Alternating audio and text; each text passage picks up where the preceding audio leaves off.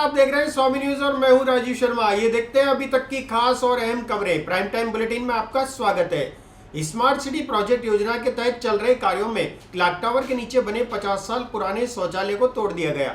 इस पर व्यापारियों ने रोष जताया और तुरंत नया बनाने की मांग की। मदारगेट घंटाघर के पास बने शौचालय को स्मार्ट सिटी प्रोजेक्ट योजना के तहत तोड़ दिया गया।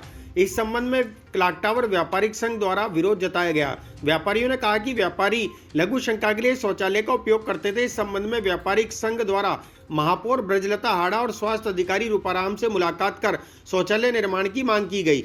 इस संबंध में महापौर और स्वास्थ्य अधिकारी ने विश्वास दिलाया कि उन्हें शौचालय का निर्माण कराकर दिया जाएगा।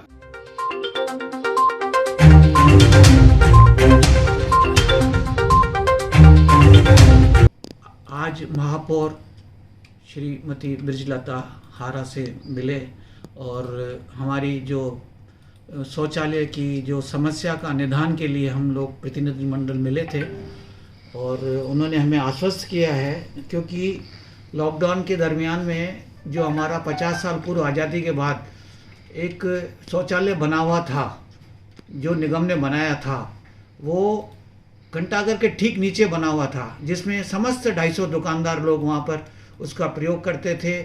और बालाजी एसोसिएशन ये मंदिर से लेके और जेके रेडीमेड जो कोई बाटा का जो चौराहा है हमारा मदारगेट वाला, जहाँ पार्किंग है, वहाँ तक के समस्त दुकानदार 250 के करीब दुकानदार हैं, वहाँ उसका प्रयोग करते थे।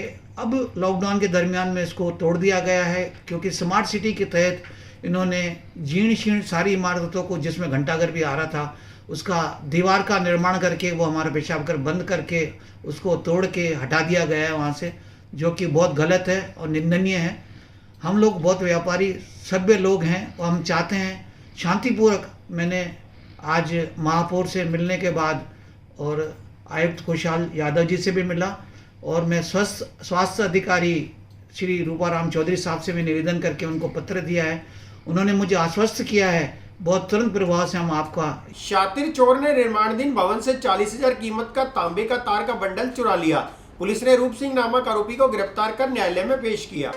निर्माणाधीन भवन में चल रहे कार्य में से तांबे के तार का बंडल काटकर चुराने वाले आरोपी को सिविल लाइन थाना पुलिस ने गिरफ्तार कर लिया। पुलिस ने जानकारी देते हुए बताया कि रूप सिंह नामक आरोपी ने कटर से 40,000 की कीमत का तांबे का तार का बंडल चुरा लिया था। आरोपी को पुलिस ने आज न्यायालय में पेश किया।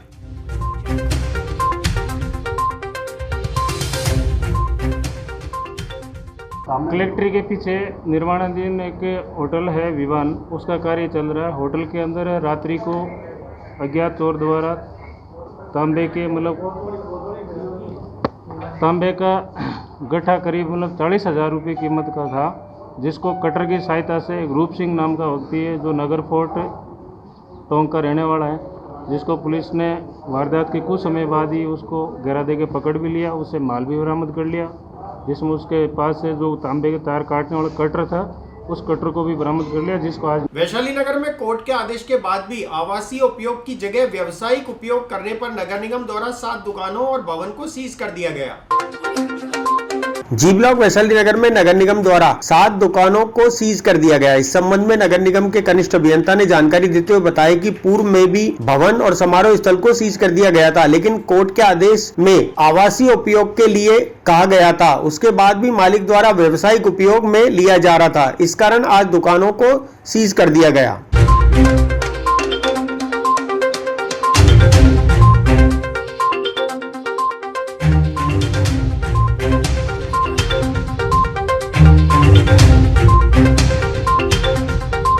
पहले सीज की गई थी, उसके बाद में वापस इसको कोर्ट के आदेश में खोला गया था कि आवासीय यूज करूँगा, फिर भी इसने व्यावसायिक यूज करा।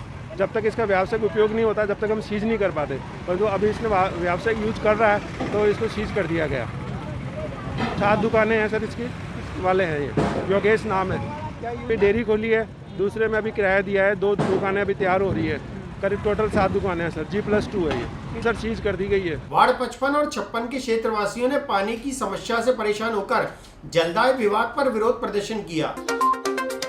वार्ड नंबर 55 और 56 में पानी की समस्या को लेकर जनप्रतिनिधि और क्षेत्रवासियों ने जलदाय विभाग पर विरोध जताते हुए प्रदर्शन किया।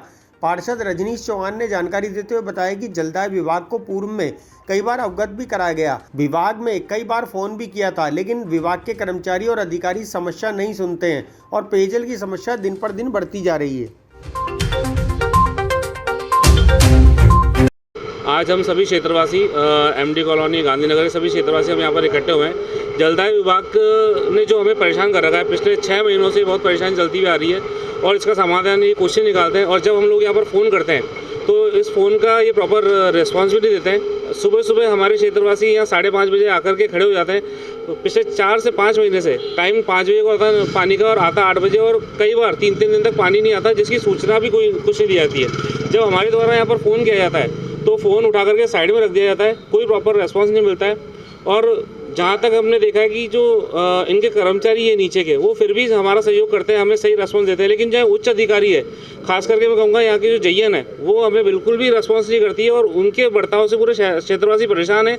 इवन वो कह रहे हैं हम 5 साल से परेशान है। कौन से वार्ड में? ये वार्ड 55 में हमारा से मैं पार्षद हूँ रजनीश चौहान, और वार्ड 55 में 56 में सभी जगह परेशानी है। जेपी नगर सेक्टर 1, 2, 3 डबल स्टोरी, कहीं पे भी पानी का कोई प्रॉपर टाइम नहीं है। इनका कोई टंकी भरने का कोई टाइम नहीं होता, ना पानी रिलीज़ करने का टाइम होता है। पाइपलाइन है 30-30 साल पुरानी हो गई है, जिसको इन्होंने आज तक एस्टीमेट बना करके आगे नहीं दिया। इनको उसका एस्टीमेट के लिए हम कई बार दे चुके हैं, अब जाकर के ये कह रहे हैं कि हमने आगे दे दिया है कि वो सैंक्शन नहीं हो रहा है। पानी की टंकी की हालत जर्जर अवस्था में है, उसको आप जाके कभी भी एक बड़े हादसे का कारण बन सकती है। उसको इन्होंने लोहे की क्लिप बना करके उसको जोड़ रखा है और पूरी टंकी में दरारें चल रही है। वो पानी की टंकी बने हुए भी 30 साल हो गए। तो आप सोचिए कि जब 30 साल पहले ये पानी की टंकी बनी थी, तब जनसंख्या हमारी कितनी थी और आज 30 साल में जनसंख्या कितनी बढ़ गई है। तो पानी की क्षमता बढ़ाने के लिए, टंकी की क्षमता बढ़ाने के लिए भी इन्होंने आगे ऐसी कोई उचित कार्रवाई नहीं करी है, क्योंकि इनकी ड्यूटी बनती है कि हम टंकी की भराव क्षमता के बारे में आगे अवगत कराएं, क्योंकि यही अवगत कराएंगे, हम आगे कैसे अवगत कराएंगे। लेकिन अगर ज़रूरत पड़ी तो मैं पार्षद होने के नाते और क्षेत्रवासी हमारे, हम सब आगे, चाहे हमें अधिशासी अभियंता जी से मिलना पड़े, चाहे हमें जयपुर तक जाना पड़े, हम जाकर के इस बार इस कॉलोनी की नहीं, इस पूरे क्षेत्र की ही पानी की समस्या खत्म करवा के रहेंगे।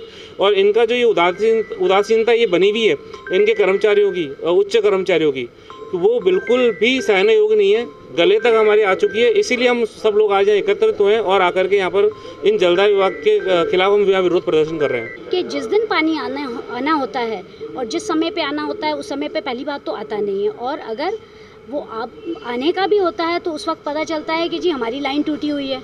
स्वतंत्रता दिवस से पूर्व सुरक्षा व्यवस्था चाक चौबंद बनाने के उद्देश्य से पुलिस प्रशासन द्वारा आज बस स्टैंड पर सघन चेकिंग अभियान किया गया। इसमें डॉग स्क्वाड और अन्य उपकरणों से यात्रियों के सामान की जांच की गई है। उन सब चीज़ों को जो है लाइव जो है चेक किया जा रहा है। आप देख पा रहे हैं लाइव तस्वीरें स्वामी न्यूज़ चैनल के फेसबुक पेज के माध्यम से। किसी तरह की कोई जनहानि ना हो जाए, उसी को लेकर अजमेर पुलिस के द्वारा ये चेकिंग अभियान किया जा रहा है। डॉग स्क्वाड के द्वारा भी चेकिंग अभियान जो है किया जा रहा है।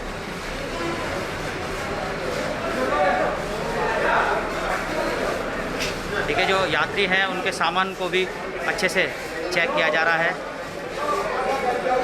किसी तरह की कोई आपत्तिजनक कोई वस्तु अगर पाई जाती है तो उस पर नियम अनुसार जो है पुलिस के द्वारा कार्रवाई की जाएगी।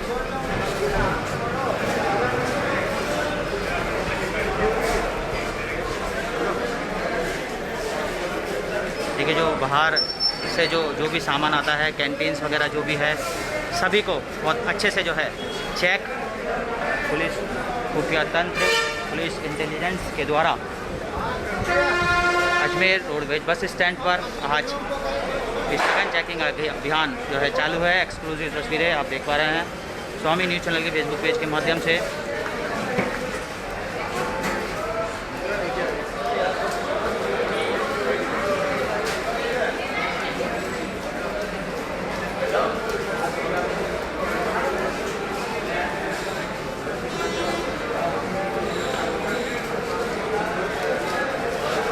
जो पुलिस का आप डॉग देख रहे हैं, ये काफ़ी इंटेलिजेंस डॉगों में से आते हैं। देखिए, जो वाहन जो खड़े होते हैं, अनजान व्यक्ति द्वारा नगर निगम के नाम से अवैध वसूली करने का मामला सामने आया। इस संबंध में पंचशील निवासी संजय साहू ने किशनगंज थाने में अवैध वसूली के खिलाफ शिकायत दर्ज कराई। नगर निगम के नाम से अवैध वसूली करने का मामला सामने आया। पंचशील निवासी संजय साहू ने एक व्यक्ति के खिलाफ कृष्णगंज थाने में अवैध वसूली करने की शिकायत दर्ज कराई। शिकायतकर्ता ने बताया कि नगर निगम के नाम से कर्मचारी बनकर व्यक्ति धमकाता है और चालान के नाम पर पैसों की मांग कर रहा है।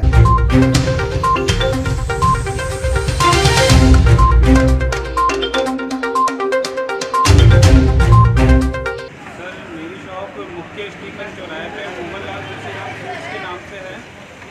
एक भरत ओझा नाम के व्यक्ति है जो पूर्व में कई बार अपने आप को नगर निगम का अधिकारी बताते हुए कभी मिठाई कभी नमकीन लेके जाते रहे हैं। अभी बीच में कुछ महीनों पहले 15 से 20 दिन पहले जब हमारे द्वारा उन्हें मना कर दिया गया कि हम नहीं देंगे, अब आपको उसका भुगतान करना पड़ेगा। उसके बाद वह व्यक्ति क्रोधित हो गया और क्रोधित होने के बाद वो काफ़ी बार मेरी दुकान पे कभी कारखाने का लाइसेंस मांगने आता है, कभी दुकान का लाइसेंस मांगने आता है और अपने आप को नगर निगम का मुख्य अधिकारी बताता है। जॉब पे ये डांटता था कि दुकान सीज करवा देंगे, आपका कारखाना जो है वो अवैध बताता है हमको और कारखाना बंद कराने की धमकी देता है। लाइसेंस हमारे पास है, लाइसेंस जो कि अभी डेट बहाल होने की वजह से हमने रिन्यू करने के लिए नगर निगम में दे रखा है। कल ही मिली थी सूचना। मिलने के बाद मैंने संबंधित व्यक्ति भरत ओझा उसके दुकान जो कि ई-मित्र का संचालन करता है उस पर गया, उसका नंबर लेकर उससे संपर्क किया। तब उक्त व्यक्ति ने मुझे बताया कि नगर निगम ने मुझे लाइसेंस बनाने का ठेका दे रखा है और लाइसेंस चेक करने का अधिकार दे रखा है, जिसका आदेश भी मेरे पास है। मेरे द्वारा उसके आदेश की प्रति मांगी गई तो उसने अभी मुझे प्रति उपलब्ध नहीं कराई है। मैंने संबंधित थाना कृष्णगंज में जो माननीय सीआई साहब। दुकानदार के यहाँ काम करने वाले युवक ने जहर खाकर अपनी जीवन लीला समाप्त कर ली। परिजनों ने आरोप लगाया कि दुकानदार ने 200 रुपए चोरी का आरोप लगाया था और दुकानदार द्वारा लगातार धमकाया भी जा रहा था, जिससे डर की वजह से युवक ने जहर खाकर अपनी जीवन लीला समाप्त कर ली। युवक द्वारा जहर खाकर अपनी जीवन लीला समाप्त करने का मामला सामने आया। परिजनों ने जानकारी देते हुए बताया कि उनका पुत्र दुकान पर कार्य करता था और मालिक ने उस पर 200 रुपए चोरी करने का आरोप लगाया। मालिक द्वारा उसे डराया धमकाया जा रहा था। इसके कारण युवक ने परेशान होकर सल्फोस की गोली खा ली, जिसके कारण उसकी मौत हो गई। परिजन ने दुकान मालिक की गिरफ्तारी नहीं होने तक शव लेने से मना कर दिया।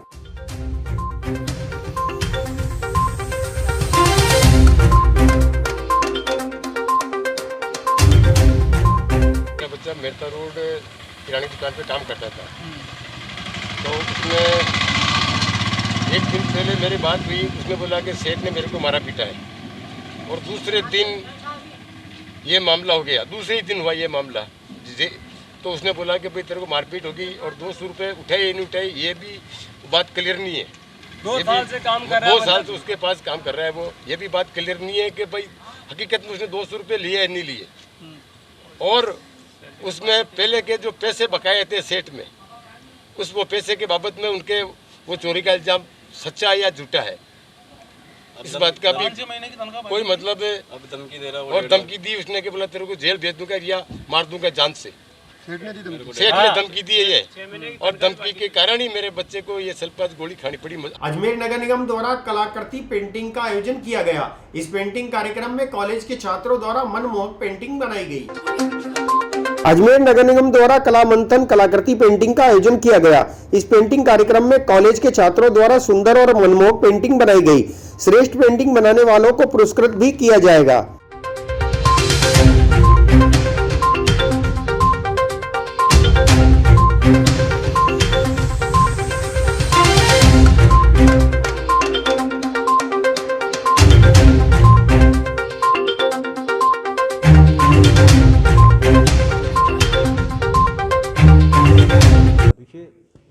कलाकृति आज का जो इवेंट है इसको ऑर्गेनाइज कराया गया है 2 भागों में। One is a painting competition and other is a photography competition, जिसमें अजमेर के स्टूडेंट्स जो हैं, art students, fine art students, इन सब को इनके कॉलेज के थ्रू रीच आउट किया गया है, इनके प्रिंसिपल्स के थ्रू, इनके टीचर्स के थ्रू। और क्योंकि जो एक एटमॉस्फेयर आ गया था कोविड के कारण, थोड़ा सा माइंड जो है थोड़ा लो हो गया था, तो हमने सोचा कि क्यों ना बच्चों की जो टैलेंट है और उनकी एनर्जीज है उनको एक एक्सप्रेशन दिया जाए। तो उसी कड़ी में इस इवेंट को ऑर्गेनाइज किया गया है।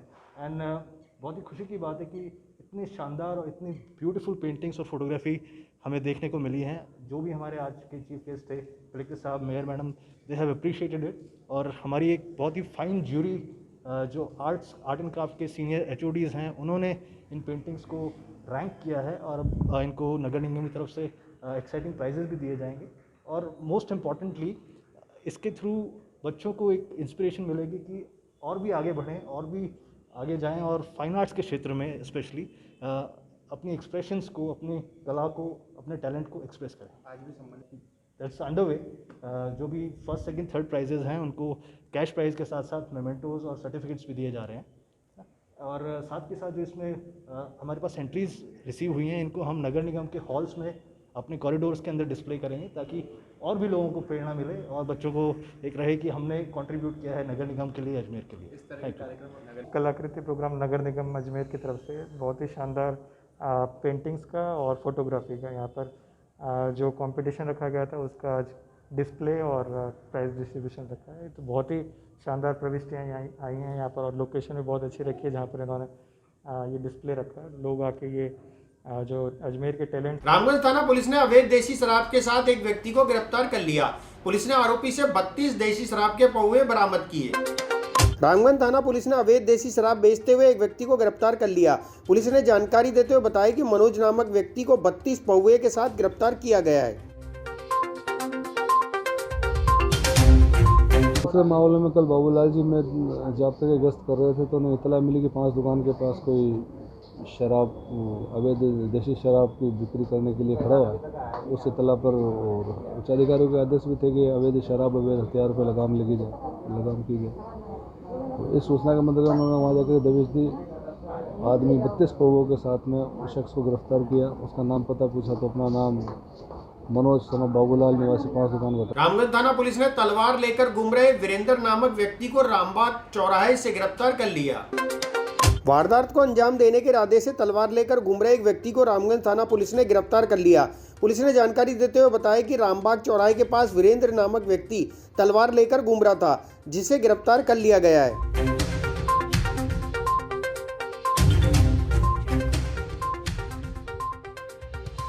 कल दिनांक 10/8/2021 को दौरान गश्त हमें इतला मिली थी कि कोई सरदार नामक व्यक्ति है जो अवैध तलवार लेकर के लोगों डरा धमकारा कोई वारदात करने के इरादे से रामबाग चौराहे की तरफ घूम रहा है।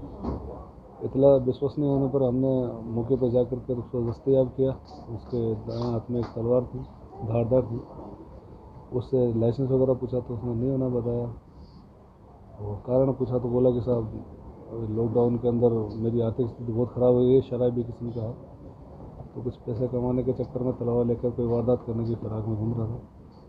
उसका नाम वीरेंद्र सिंह सन ऑफ राजेंद्र सिंह निवासी लवाना बस्ती का। जिला परिषद में जिला आयोजन समिति की महत्वपूर्ण बैठक का आयोजन किया गया। इस बैठक में वित्तीय वर्ष 2020 और 21 की भौतिक और वित्तीय प्रगति की समीक्षा की गई। जिला आयोजना समिति की महत्वपूर्ण बैठक जिला प्रमुख सुशील कंवर पलाड़ा की अध्यक्षता में आयोजित की गई। इस बैठक में वित्तीय वर्ष 2020-21 की भौतिक और वित्तीय प्रगति की समीक्षा की गई। साथ ही वर्ष 2021 और 22 के एक्शन प्लान पर चर्चा की गई, जिसके तहत 4 करोड़ 44 लाख रुपए के बजट का अनुमोदन किया गया। सभी अधिकारियों से उनके विभागों के कार्यों की जानकारी ली गई।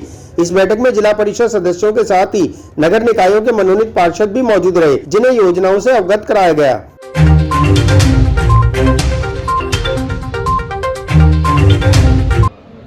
देखिए, बेसिकली जो पिछले साल की जो वार्षिक कार्य योजना थी उसका जो अनुमोदन होता है और उसकी जो समीक्षा होती है वो थी।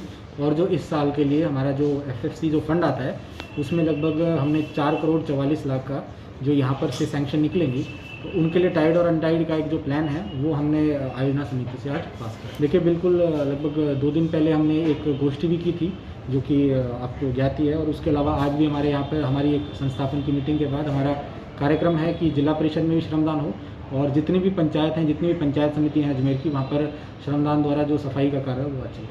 सर, मैं तो ये कहना चाहूँगा आयोजना समिति की बैठक बहुत महत्वपूर्ण बैठक है ये, और इसमें माननीय जो भी जिला परिषद के सदस्य और पंचायत समिति के सदस्य आते हैं, डिपार्टमेंट वाइज योजनाओं की जानकारी इनको पर्टिकुलरली देनी चाहिए।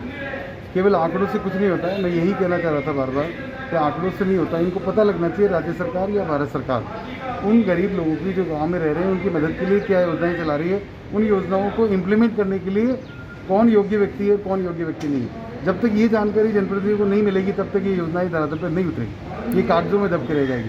तो मेरा यही कहना था कि आपके चैनल के माध्यम से भी मैं कहना चाहता हूँ कि ये अलग अलग डिपार्टमेंट्स की एक कार्यशाला आयोजित करनी चाहिए। उस कार्यशाला में इन सारे जनप्रतिनिधियों को बुला के बताया जाना चाहिए कि सरकार की ये गाइडलाइंस है, इस योजना में इन लोगों को फ़ायदा मिलेगा, ताकि ये सरकार की योजनाओं को मूल व्यक्ति तक, पात्र व्यक्ति।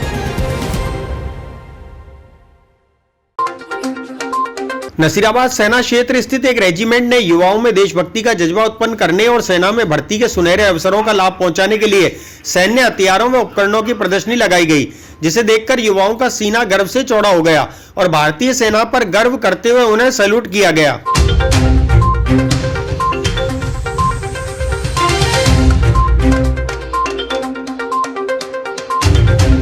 मौके में सबको देखने की अपॉर्चुनिटी तो मिलती नहीं और शायद कभी हम देख भी नहीं पाए। जब देखते भी हैं तो अपन सिर्फ वीडियोस में और टेलीविजन में देखते हैं। और ये दिखाने के पीछे ये मकसद था कि बच्चों के अंदर एक जज्बा पैदा हो, एक जुनून पैदा हो, जिससे वे देशभक्ति में आगे बढ़े, देश के रक्षा करने में, देश के हित में कार्यरत होने में उनका जुनून पैदा हो। और आज का दिन इनके लिए बहुत ही अच्छा था, बिकॉज जो बच्चे लोग हैं देख करके उनके अंदर देशभक्ति की भावना उमड़ पड़ी है और वो लोग भी जो देश के प्रति कार्य करना है, अपना जो जुनून है, जज्बा है, उसको वो व्यक्त कर रहे हैं व्यक्तिगत रूप से। और काफ़ी जानकारी लेने के लिए वे लोग जगह जगह पे जा करके। फिलहाल इस बुलेटिन में इतना ही। मुझे दीजिए इजाजत। हमारे फेसबुक पेज को लाइक करें, शेयर करें, फॉलो करें, यूट्यूब चैनल को सब्सक्राइब करें, बेल आइकन का बटन दबाना ना भूलें। देखते रहें स्वामी न्यूज़। जय हिंद, जय भारत।